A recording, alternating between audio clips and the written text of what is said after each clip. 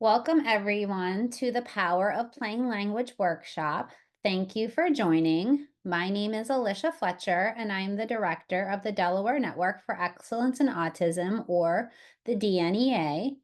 The DNEA is housed at the University of Delaware's Center for Disability Studies and offers training, technical assistance, and information dissemination to individuals with autism, their families, and the professionals who serve them. Before I introduce our co-presenters, I want to share a couple of reminders. Today's workshop will be an hour long and everyone will stay on mute. Zoom captioning is available if needed. Click the caption button on your Zoom menu to access it. The workshop will be recorded and posted to the DNEA webpage for future viewing. At the end of the workshop, I'll place an evaluation link into the chat. Thank you in advance for taking time to complete the evaluation.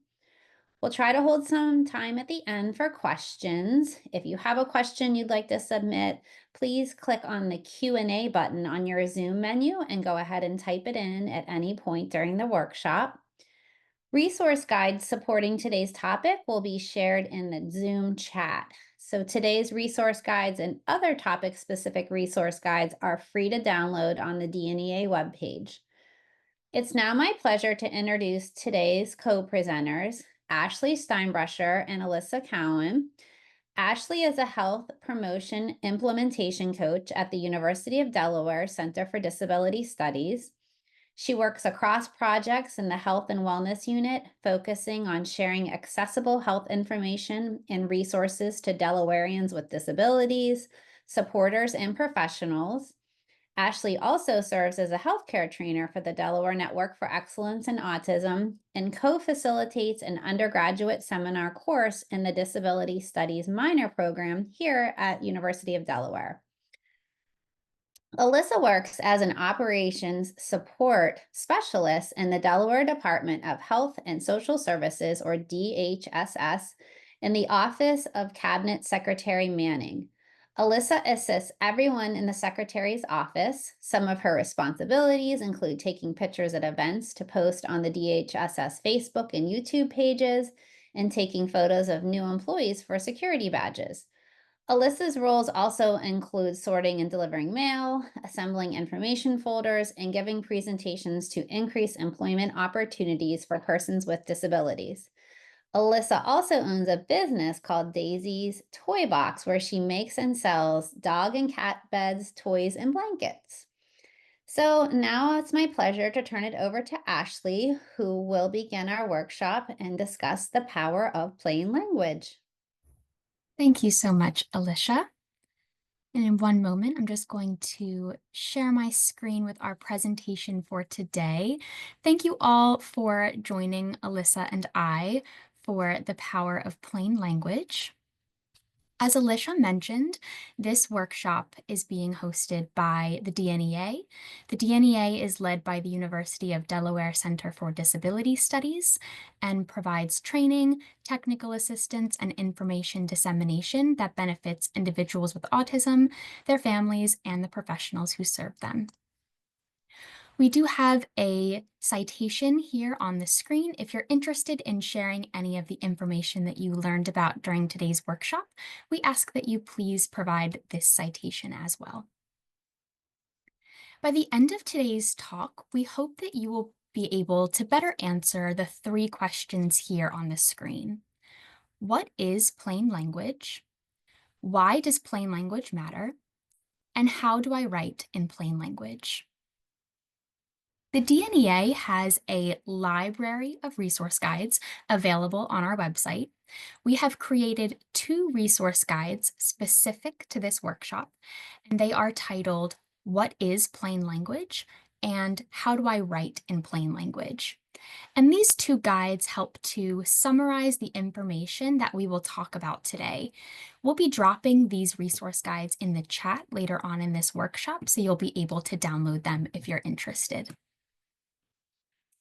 And now, before we get started, plain language is an important part of our lives, even if we don't realize it. Before we start our conversation today, I want us all to reflect on a few questions together. Have you ever needed help to ask for help to understand something that was written or spoken to you? Are there forms that you've needed to fill out for work or for school that were hard to understand? And have you ever felt frustrated when you couldn't understand information that was given to you?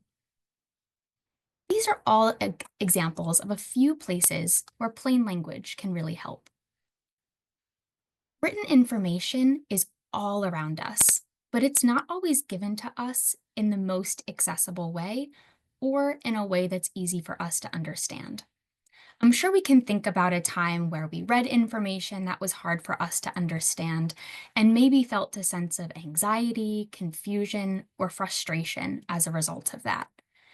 And perhaps the images on the screen look a little familiar to you. Schools, money, and healthcare are all examples of common places in our lives where information can be inaccessible or hard to understand. So, what happens in these moments when information is given to us in a way that's hard to understand? When information is given to us in a way that is hard for us to understand, it can leave us feeling confused, anxious, and frustrated. And these negative emotions are what we call information overload, basically, an overwhelming feeling that your mind gets. Plain language can be used as a way to avoid information overload. This means plain language can help your mind avoid feeling overwhelmed. Plain language makes sure that information is given to us in a way that's easy to understand. So let's now take a deeper dive into what plain language is, and more importantly, how we can use it in our everyday life. So, what exactly is plain language? Plain language is one form of accessible communication that we'll talk about today. Plain language is a style of writing or speaking that is easy to understand the first time you read or hear it. This style of communicating delivers messages in a clear and straightforward way. Plain language highlights the most important information that people need to know. And most of all, with plain language, we can eliminate confusion or frustration by making sure that people are able to understand information that's given to them. Plain language structures sentences in a clear and straightforward way.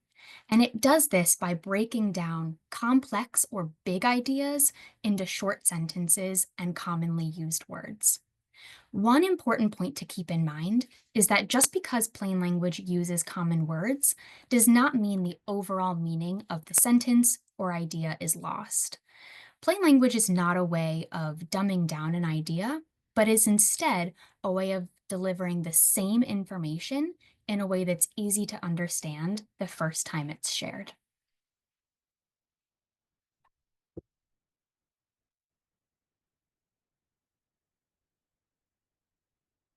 Alyssa, I think you're on mute. Sorry. It's okay. Plain language is something that can help everyone, but it's not something that many people know about. To help us better understand what plain language is, we have an example to share with you. As in of my jobs, I own a business show and sell dog and cat toys. I sell them online at a craft show. Over the years, I have wrestled and attend main craft show. Sign up to be a vendor is something that can be difficult if the information is not easily to understand.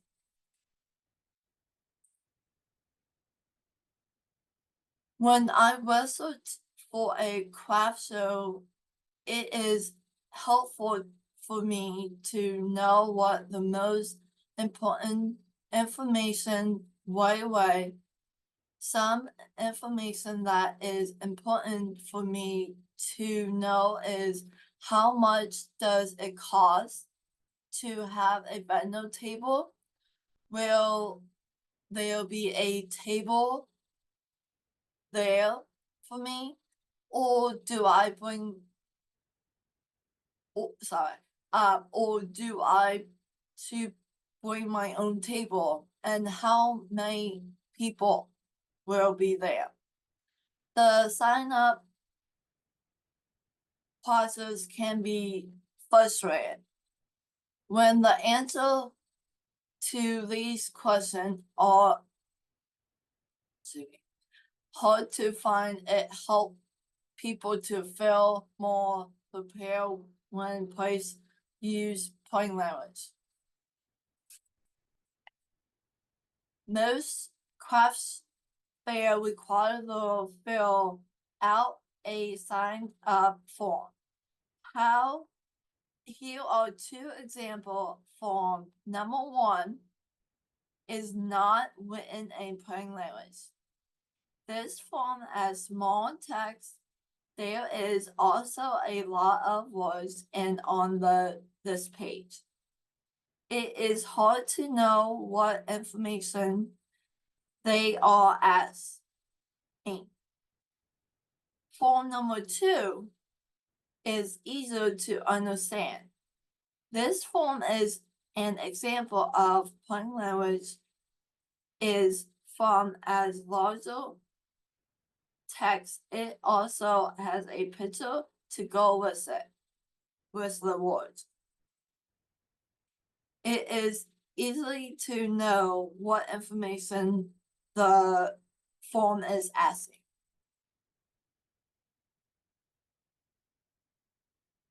Here is another example of plain language that is used at a craft fair. The example following many plain language text. The information is written in a list. The list use short sentence. The most important information is the top important thing to remember or highlight so they stand out on the page. The list is easy to look at.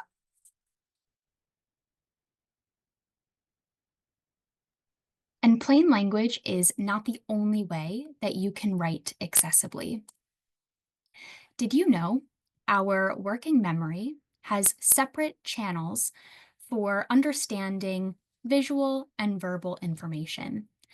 This means that people can view both pictures and words at the same time without getting that information overload feeling. So let's check out an example of accessible writing that uses both pictures and words. EasyRead is another form of accessible writing. EasyRead is a style of writing that uses clear and easy to understand words and sentences. EasyRead also uses pictures to go with the meaning of each sentence. And now we just talked about two examples of accessible communication, plain language and EasyRead. There are some similarities and differences between these two writing styles. Depending on the audience that you're delivering information to, you can choose which type of accessible communication would work best for you. This slideshow shows a snapshot of plain language and EasyRead, and I'll walk through a couple of those points together with you. With plain language, information is written at a 6th to 8th grade reading level. The goal is to keep sentences at 10 to 15 words. Plain language uses straightforward communication or active voice. With plain language, complex words or jargon are defined, and there are 5 to 7 sentences per paragraph. With EasyRead, information is written at a 3rd to 5th grade reading level. EasyRead also uses short sentences with the goal of only sharing one idea per sentence. EasyRead uses a combination of pictures and words, and with EasyRead, paragraphs are kept to 1 to 2 sentences. And these are a side-by-side example of easy read and plain language. The image on the left is an example of plain language that Alyssa shared with us. The image on the right is an example of easy read. Notice how both examples use short sentences and the information is organized in a clear way by using headers. One big difference to point out is that the easy read example uses both words and pictures to deliver the information. We will take a closer look at these two writing styles later on in the workshop, but at first we want to spend a little time talking about the importance of accessible communication.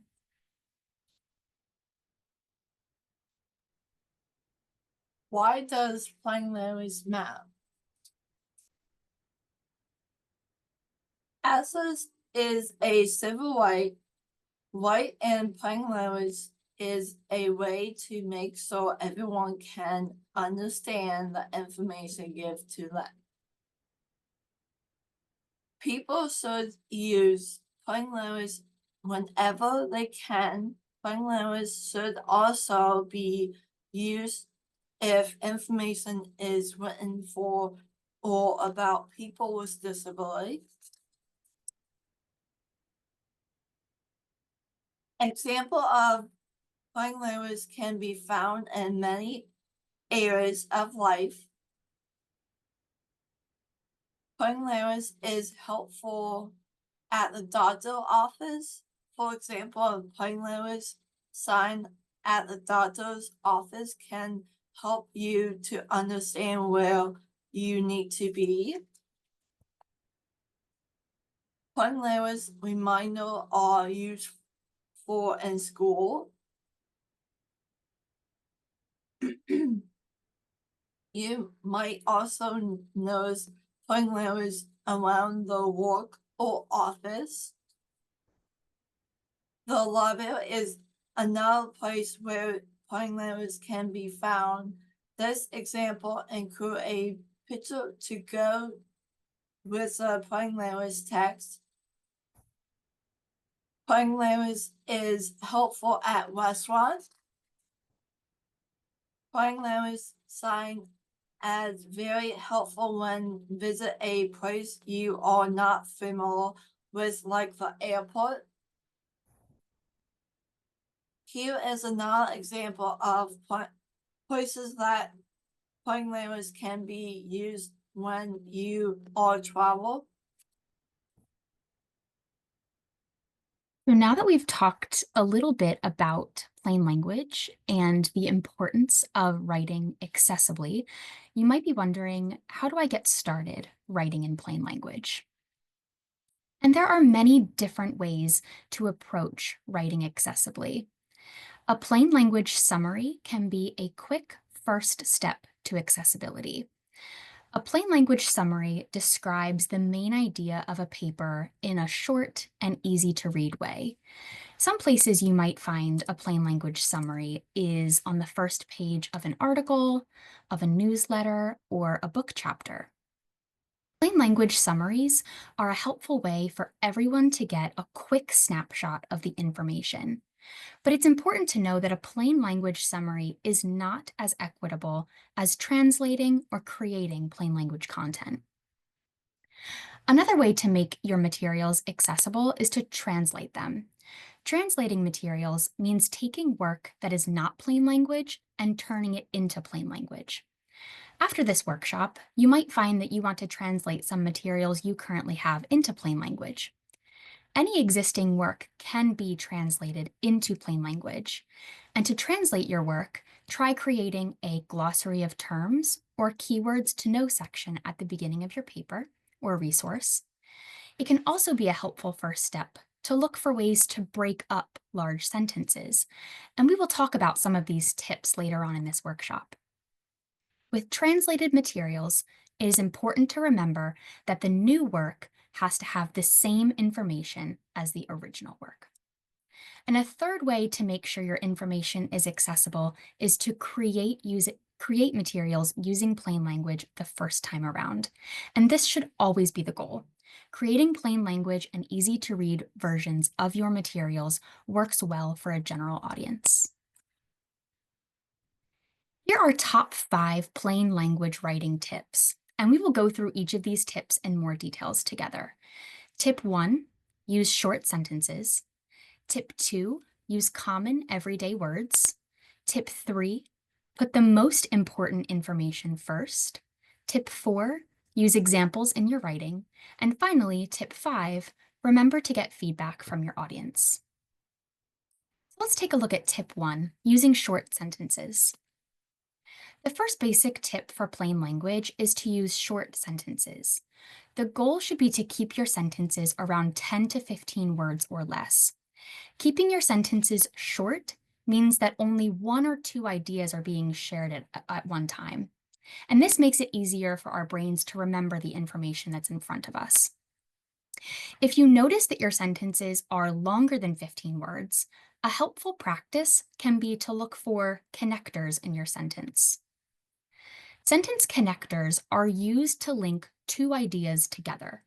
Words like and, also, however, or but can signal to the reader that the sentence is about to introduce a new idea. Try replacing these connector words with a period. This can help break up long sentences into short sentences, and it will also help you to make sure that there are not too many ideas being shared at one time. A helpful hint for keeping track of your sentence word count is to use word count tools that can be found on common writing apps like Microsoft Word and Google Docs. Here we have a video example of using a word count tool on Microsoft Word. To check the word count in your sentence, highlight the sentence or section that you're working on, and in the bottom left-hand corner of Microsoft Word, you'll notice the number of words used in your sentence is written on the bottom toolbar. Make sure that your sentence is between 10 to 15 words. Tip number 2, use common words. Writing tip number 2 is to focus on using common or everyday words. These are words that most people would be familiar hearing or seeing. There are online checkers that can help you to know if you are writing using simple and common words. Using common words is important because it helps us to keep the readability level of our writing at an appropriate level. For example, with plain language, it's important to keep your writing at a 6th to 8th grade reading level. Writing at a 6th to 8th grade reading level makes sure that the information you're writing will be easily understood by general audiences. Now, sometimes it's not possible for us to use common words.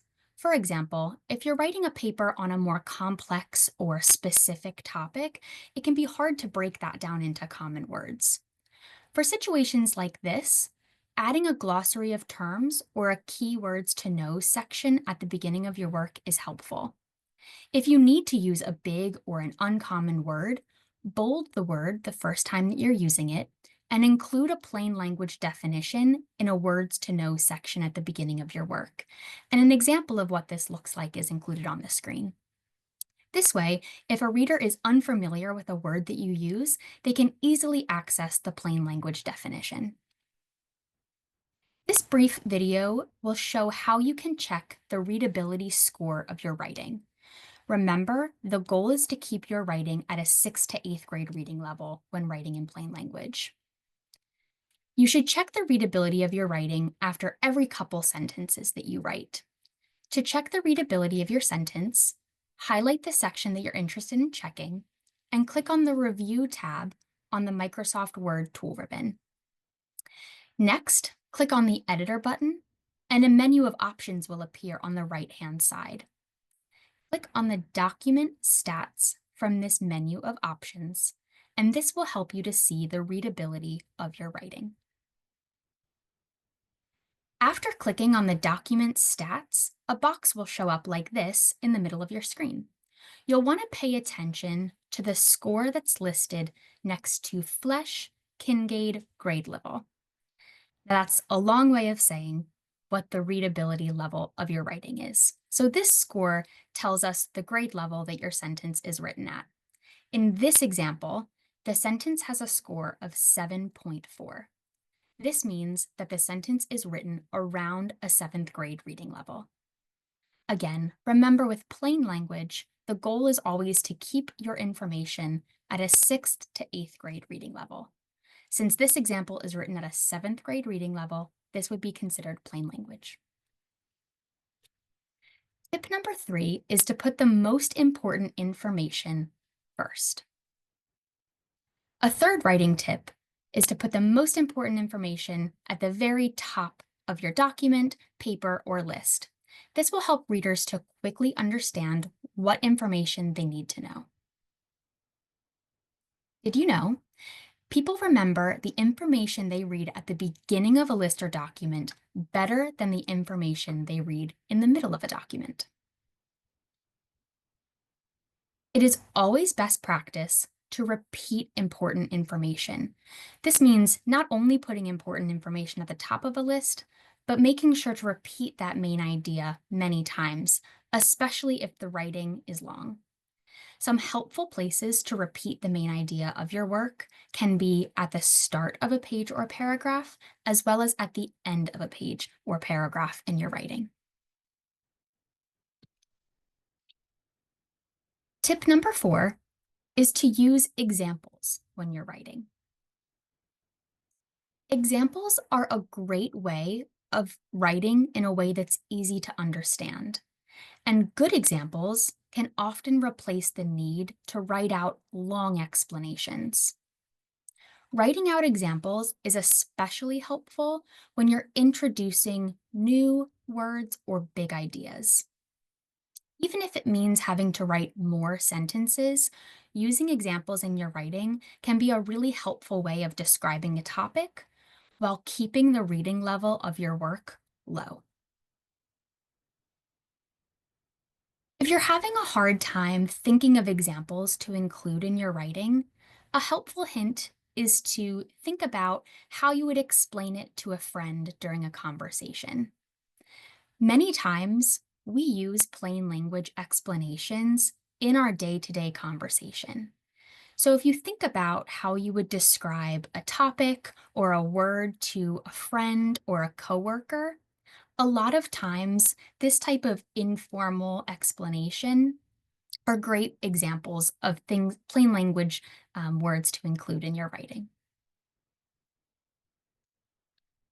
And finally, tip number 5 is to always make sure that you're getting feedback.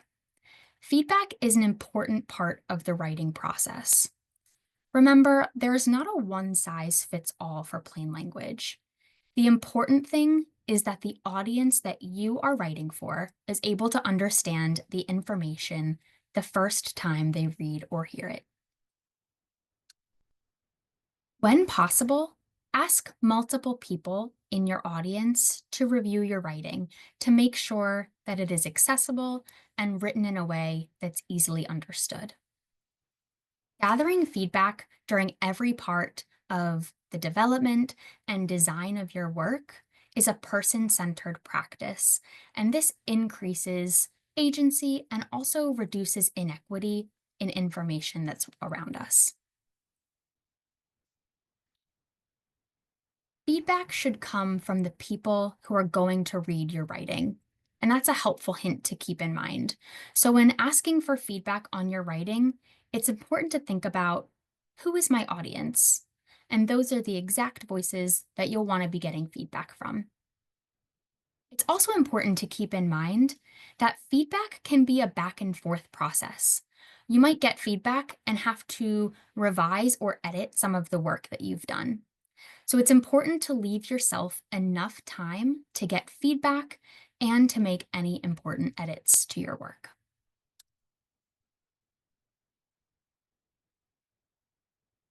Now let's put these right tips in action by pressing together.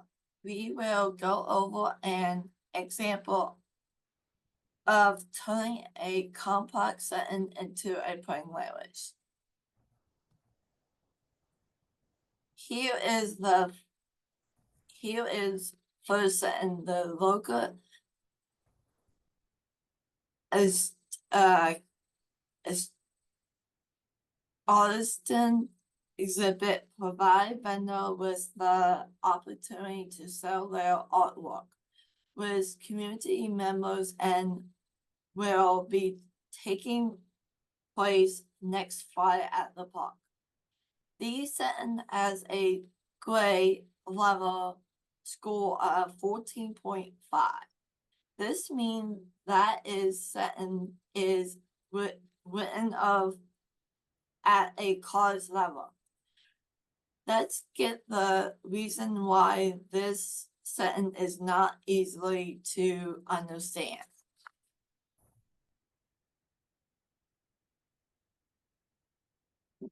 This sentence is very long. It has 26 words in one sentence.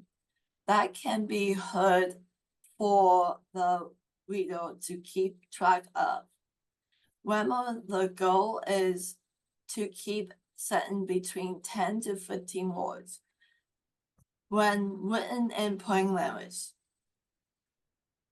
There are some comment words used in these sentence.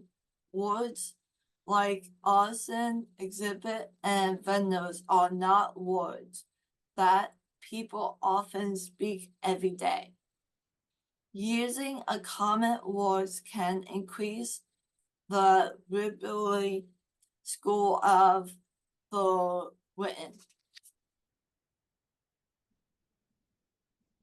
Next slide. Oh, there you go. But in this sentence, the most important information of the reader is the time and place of the art fair. In this example, the important information is written at the bottom. One more tip number 3 should keep all important information at the beginning of a sentence. Thank you for walking us through that example, Alyssa. And now let's rewrite this example into plain language using some of the tips that we have discussed so far. So to start, let's read through the first sentence one more time. The local artisan exhibit provides vendors with the opportunity to sell their artwork with community members and will be taking place next Friday at the park. A helpful first step, as Alyssa pointed out, is to break up this sentence. So we can begin by breaking up this long sentence into 2 sentences if we look for connector words, such as and, also, however, or but. Again, these words signal that there is more than one idea being shared in a single sentence. Now that we have our example separated into 2 sentences by replacing that connector word with a period, let's think about writing tip number 2, or using common words. When possible, uncommon words should be changed out or swapped for words that are used in more everyday conversation. For instance, in this example, artisan could be swapped for the word art or artwork. Exhibit could be changed to the word show. And the word vendor could be changed out for person selling art. Notice how sometimes, in order to use common words, you might end up using more words than your sentence initially had. For example, when we swapped out the word vendor, we changed it to person selling art, which might increase the word count of your sentence, and this is okay. Now that the words in our sentence are more common or used in everyday language, we still have a problem with sentence structure. You might notice that the important information highlighted in this sentence, or the time and place of the art fair, is still listed at the end of the writing. Remember that tip from earlier in the workshop that people can remember information they read at the beginning of a sentence or list better than the end. So to follow our plain language writing tip, we want to move this important information to the beginning of the sentence, and this will help our readers to remember it better. So here is the first sentence rewritten using plain language. By using these plain language writing tips, we were able to rewrite this information in a clear and straightforward way. And we were also able to deliver this information at a fifth grade reading level compared to the original sentence that Alyssa shared that was written at a college level. And notice a key takeaway that we mentioned at the beginning of this workshop, that even with the plain language edits that we made, the main message of this sentence stayed the same. So let's review what were some of the things that make this sentence plain language. The important information, or the date and time of the art fair, is listed at the start of the sentence. The information is broken up into 2 sentences so that only one idea is being shared per sentence. The sentences use common words or words that most people would be familiar with in their everyday language. And the writing is kept at a fifth grade reading level. And depending on your audience, you may want to go one step further in your translation and translate these sentences into easy read. You may recall that with easy read, it is important to add plenty of space between sentences and ideas, but it's also important to include a picture or an image that goes with the meaning of each sentence. So let's see an example of what this might look like. Here is an example of this sentence written in easy read. You'll notice that the sentences are broken up, allowing plenty of space between each thought. And there is a picture or icon that is included next to the sentence.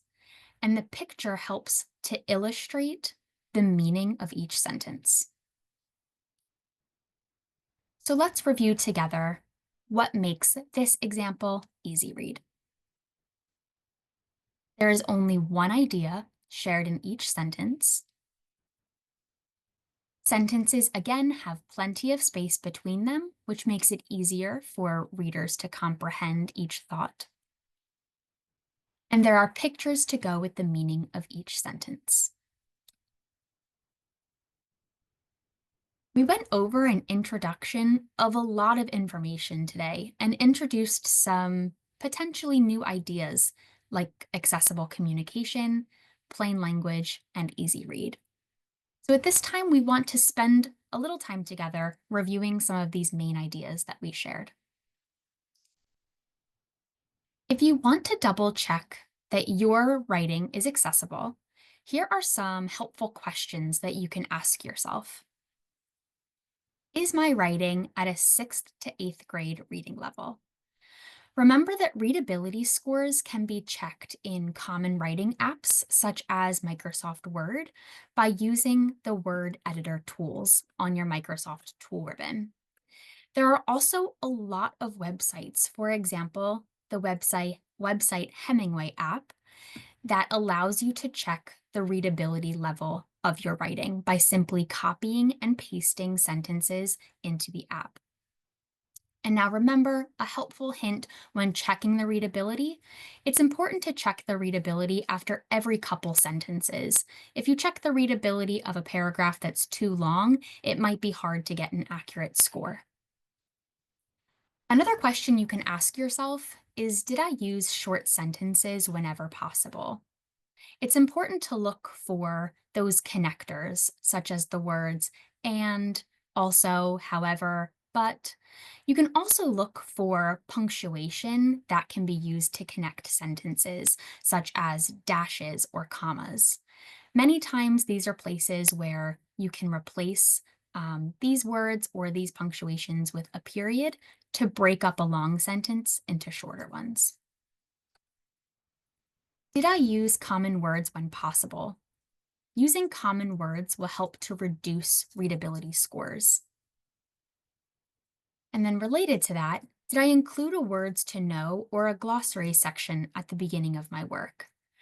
Remember that with some projects or some materials, it might be hard to keep all the words written at an everyday reading level. And for these situations, when you can't substitute a big word with a more common word, you can include a plain language definition the first time the word is used. And a great place to include this plain language words to know or glossary is at the beginning of your work or your paper. And keep in mind that there are many different levels to accessibility. So this means that making information easy to understand can take more than just words. So we put together a couple general accessibility tips that might be helpful for you to keep in mind. Here's a collection of just some general tips for accessibility. Now, this might not be a complete list, but it can definitely be a helpful start if you want to take a look at some of the work that you are currently making to make sure it's accessible for your audience. Remember, just like plain language, there is not a one-size-fits-all method for accessibility. So it's important to think about the people that you are writing for, and most importantly, to get feedback from those individuals on the accessibility of your work. But to get us started, we can think about using font that is 14 points or larger is the goal. If needed, font can also be kept at 12. It's important to use strong color contrast for the text and images on your screen. This means that the background color of your paper or your screen is a strong color contrast to the text that's written on top of it. On this example on the slide, you notice that the background is a light white and the text color is black. So that has a strong color contrast. It can also be a helpful tip for accessibility to think about keeping paragraphs or sentences together. And by this, I mean trying your best not to split paragraphs across pages in a document. This can help the reader to see all of the information or the whole thought in one place without having to flip pages. Another general tip for accessibility to keep in mind is to choose sans serif fonts, and we included some examples of those on the page. So examples of sans serif fonts include Open Sans, Arial, Calibri, and Roboto. And you'll notice from the image on the screen that this type of font has clear, legible letters. Some examples of serif fonts that might be a little bit harder to read or for accessibility include Times New Roman, Georgia, and Playfair Display. And those are just a couple examples. There are also ways that we can lay out our information to make it more accessible. So for example, it's important to break up large blocks of text, to organize your information using lists or bullet points when possible, to use headers to organize your work and information, and to also keep text on the left side of the page, since it's most common for readers to take in information from left to right when reading. And we have a picture here on the screen of how the layout of your page can really impact the accessibility. So the icon on the left is an example of text that would be less accessible or harder for a reader to understand. And here we have large blocks of text with no images, and the lines are kept close together. Where you can see reorganizing the same information, such as the icon on the right, can make the information easier for the reader to understand the first time they read it. This icon shows a layout of the page that includes headers, a place for pictures, and the information is also broken up into shorter sections.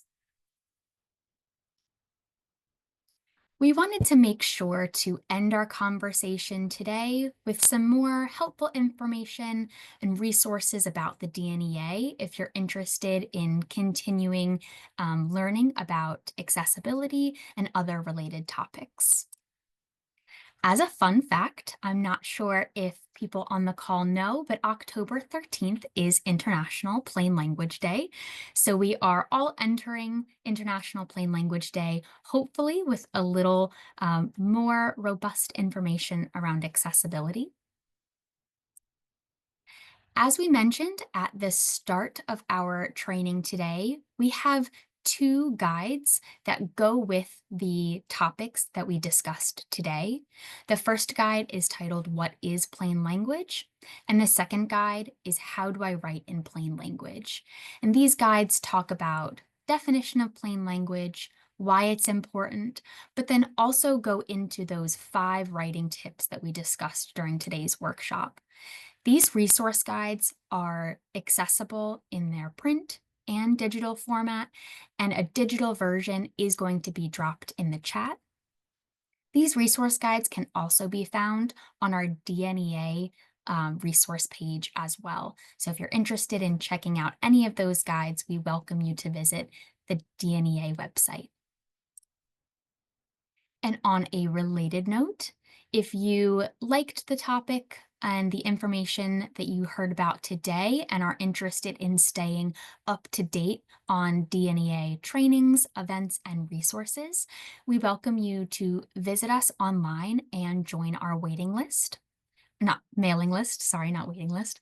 At the top right-hand corner of our DNEA website, you will notice a yellow button where you can click to join the mailing list. You'll also notice a button in the top right-hand corner that says calendar, and here you can view any upcoming trainings that we have or upcoming events as well. So it's a great way to stay up to date on all things DNEA. We also have a brief digital workshop evaluation, and we would love to get your thoughts on today's workshop. So we ask that you please take a few minutes to complete this evaluation. The link to this digital evaluation will be dropped in the chat. And this is a great way for us to know things that you found helpful, information that you found helpful, and other topics that you might be interested in learning about for future workshops. And thank you so much for joining us today for the Power of Plain Language. And at this point, I will stop sharing my screen and just check in with Alicia to see if we have any thoughts or questions that came through. Yes. Thank you, Ashley and Alyssa, for such an informative workshop. One question that came through was about your choice for sans serif fonts. This person was taught that sans serif fonts are more readable and wondering if there is any kind of update on that or information about that. Absolutely. So a lot of these writing tips came from accessible writing guides that were published in the past few years. I know that with some type of serif fonts, for example, Times New Roman, they can include different variations of letters, for example, the G, and they can also include don't know the exact wording for this, but almost like little feet at the bottom and top of the letter when they're written out that can make it a little harder to decipher when the font is smaller. So these are general accessibility tips. Again, there's not like a one rule that fits all, but in general, sans serif fonts are shown to be more accessible in some spaces. But thank you for bringing that up. Okay, thank you for that.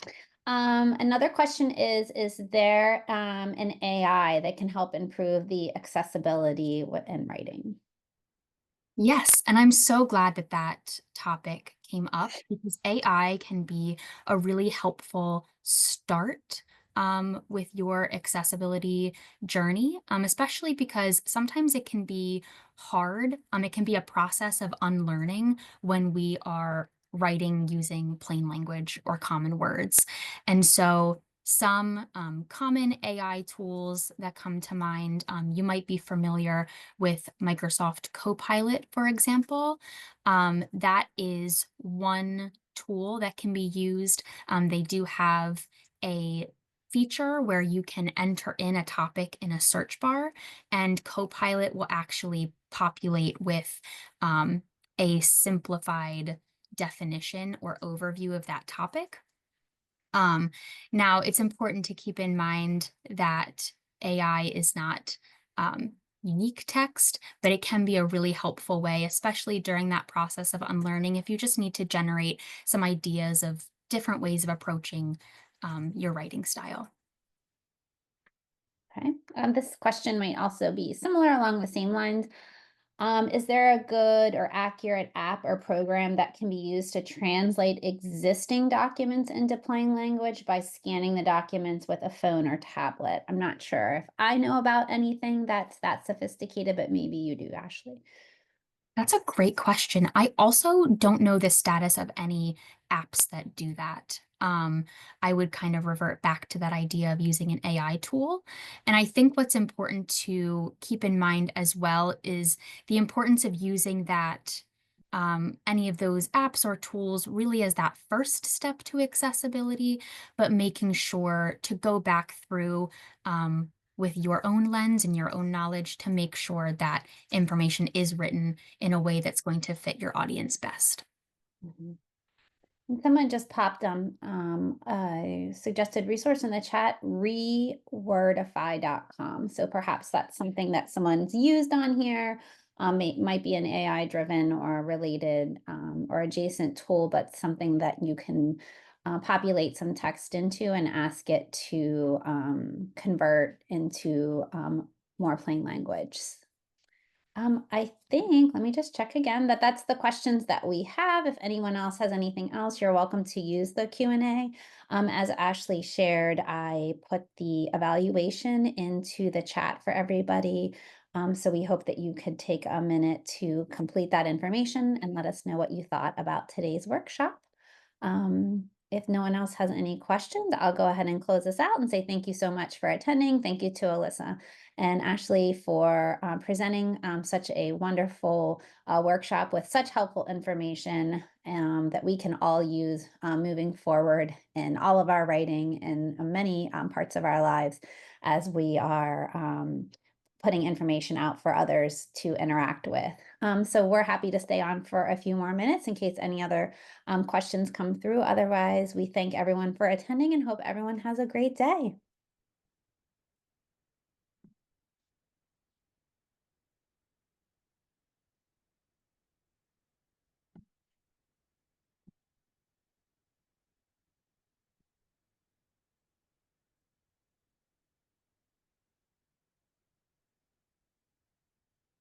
Someone asked if the PowerPoint is available. So we created those two resource guides as a way to summarize and share the salient information, the important information from today's webinar. So we hope that you would find those helpful. If there's something really specific that you would like out of that, definitely feel free to email us and we can chat about that offline. And the resource guides are also available on the DNEA webpage under resources, resource guides. You can download them, and Delaware residents and professionals can order them free of charge. There's a cart option online. So if you'd like to order some of these plain language resource guides, you can go on and place an order and we'll mail them to Delawareans free of charge.